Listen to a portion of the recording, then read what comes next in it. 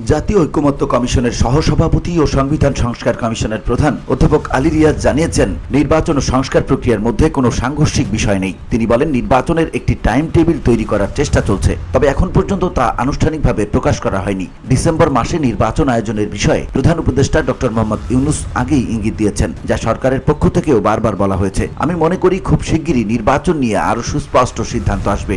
ফলে ঐকমত্য কমিশনের কার্যক্রম নির্বাচনী প্রক্রিয়ার জন্য কোনো প্রতিবন্ধকতা সৃষ্টি করবে না। সোমবার বেলা 11:30টার দিকে সংসদ ভবনের এলডি হলে ঐকমত্য কমিশনের সংবাদ সম্মেলনে এসব কথা বলেন তিনি।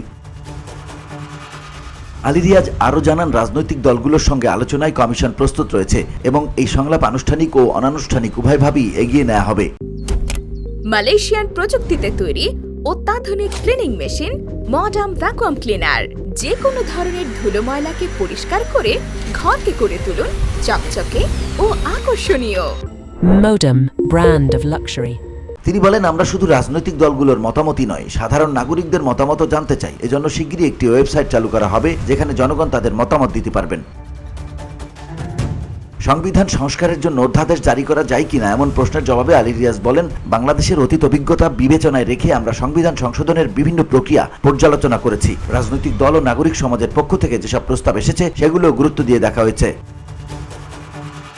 তিনি আরো বলেন, বাংলাদেশের সংবিধান ও রাষ্ট্র সংস্কার নিয়ে বিভিন্ন মহলে যে আলোচনা চলছে তারই অংশ হিসেবে গণপরিষদের প্রস্তাবও বিবেচনায় রয়েছে। সংবিধান সংস্কার ও নির্বাচনী প্রক্রিয়া নিয়ে আলোচনা চলমান রয়েছে এবং খুব শিগগিরই পরবর্তী কার্যক্রম ঘোষণা করা হতে পারে বলে জানিয়েছেন আলী রিয়াজ।